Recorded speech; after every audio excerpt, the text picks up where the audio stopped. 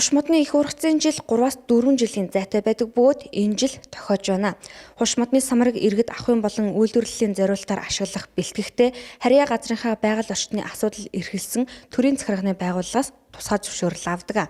Энэ жилийн хувьд нийслэлийн хэмжээ нь 361 иргэн, орон нутагт 8 аймгийн 25 суманд хуш модны самрыг үйлдвэрлэлийн болон ахуйн зориулалтаар бэлтгэх зөвшөөрөл авчээ. Их ургацтай байгаа 8 аймгийн 25 суманд бол үйлдвэрлэлийн болон ахуйн зориулалтаар бэлтгэх. За тэгээд 10 аймгийн 35 сум, за улсын тусгай хамгаалалттай 10 газрын хязгаарлалтын бүсэд зөвхөн ахуйн зориулалтаар самар төвж болно гэсэн зөвшөөрлийг бол тушаалаар олгосон байж байгаа. Ойн дагалт хуулийг ашиглах, хамгаалах эрх гэж тусдаа ойн мэргэжлийн байгууллага эрх бий. За ийм эрхтэй аж ахуй нэгж бол 35 орчим гаруй бол одоогор бол байна. Энэ жил аль сум тийм ээ хичнээн хэмжээний үдээд хязгаар тогтоосон эдийг төвж бэлтэж байгаа. Энэ бол орон нутгад нэг процессын чанартай явж байгаа учраас нэгдсэн мэдээлэл бол яг одоогор хэлэх боломжтой байна. За энэ мэдээлэл бол одоо 3 сарын 1 гэхэд эх оны 3 сарын 1 гэхэд бол эцсийн байдлаар эслэгдэж гарах ёстой. 11 онд бол нэг их ургацын жил болсон. 16 онд бол нэг их ургацын жил тохиосон. Одоо 16 оноос дахиад нэг 4 жилийн дараа энэ жил бол их ургацын жил тохиож байна. За 16 онд бол одоо энэ самар төвж ашигласан болон экспортод гаргасан энэ орлогоос бол орон нутгийн болоод улсын төсөвт нийтдээ нэг 11 тэрбум төгрөг бол орсон. За үүний 4.4 тэрбум төгрөг нь бол одоо нэг уулнаас самар төвж бэлтгэсэн төлбөр хураамж төлсөн энэ орлого орон нутгийн төсөвт орж байгаа. За 6.5 нь болохоор нөгөө түүсэн самрыг боловсруулад самрын эдээ болгоод экспортод гаргахад төлдөг улсын тэмдэгтийн хураамжаас улсын төсөвт орсон ийм орлого байгаа. Яг энэ жилийн тухайд нь самрын гаргасан ургацын байдлыг хараад байхад бол улсын төсөвт орох орлого бол 16 оны түвшнээс бол их буурахгүй болов. Төмрийн хураалтын үйлсэндээ холбогдуулаад 9-р сарын 20-наас 11-р сарын 20-ны хооронд бол орой нэвтрэг бол хориглосон байгаа. 2020 оны 9-р сарын 10-ны 20-ны байдлаар бол нийт 361 иргэн одоо байгаль хамгаалч зөвшөөрлийг авч цогц зөвшөөрлийг авч ойролцоогоор 90,025 кг самрыг бол түүж бэлтгэсэн байгаа. Иргэн бол ахуйн зориулалтаар 25 кг хүртэл түүх эрхтэй. Тэгээд 12,500 төгрөг бол төлдөг. Хуш модны самар бэлтгэх зөвшөөрөлтөй иргэдээс гадна зөвшөөрлгүй хэдэн мянган иргэн хууль бусаар самар түүж буй. Ингэхдээ хуш модыг мундах, мөчрөг нь хуглах зэргээр гэмтээдэг нь байгаль орчин хохироож байгаа юм а. Үүний эсрэг холбогдох байгууллагууд хяналт шалгалт хийж байгаа ч хууль бус самарчдыг зогсоож чадахгүй байна.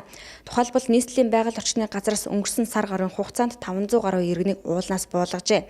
Мөн экологийн цагдаагийн алба, нийслэлийн мэргэжлийн хяналтын газар зэрэг холбогдох байгууллага хамтран богдхан ууланд хяналт шалгалт хийж 511 иргэнийг уулнаас буулган торгуул ногдуулж 34 шуудай самрыг байгальд нь устгасан байна. Шалгалтаар явсан нийт нутаг дэвсгэрийн хэмжээ нь бол 150 орчим километрт одоо хяналт шалгалт хийсэн байна.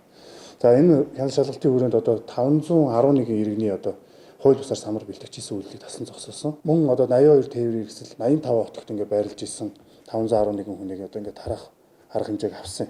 Самар шинээр одоо бэлтгэхээр одоо Төв аймаг, Сэлэнг, Дархан, Доронт аймагуудаас ирсэн 78 хүнийг одоо холбогдох хууль эрх зүйн актуудыг тайлбарлан өгч одоо буцаах арга хэмжээг бас авсан. Одоо иргэдийн одоо түүж бэлтгэсэн самрыг одоо 34 шуудай самрыг бол одоо байгальд нь устгах арга хэмжээ авсан. Мөн тэрийг бол иргэд өөрсдөө авч явах хэмжээний дийлж чадахгүй хэмжээний тийм уртл ингээд бэлтгэсэн өөрсдөө одоо хэр хэмжээнээс хэтрүүлсэн тийм тохиолдол гарсан. Тэгээ мөн одоо тэр орчиндөө хог тавьсан 58 шуудай хогийг одоо өөрсдөр нь түүлж устгуулах одоо хогийн төлсөн хогийн цэгт байршуулах тийм арга хэмжээ авсан байна.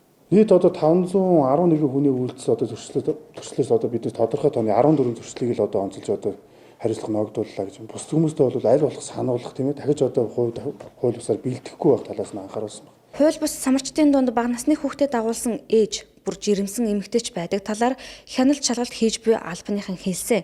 Нэг талаас хоногийн хоолой залгах гэсэн иргэд хүүхдэд дагуулад чамаагүй ууланд даарч бээртлээ самар түүж явааг нь буруутгах аргагүй. Гэвч нөгөө талаас байгаль орчны хууль ноцтой зөрчигдөж хуш мод иргэн сэргэхээргүй гэмтэж байгаа юм а.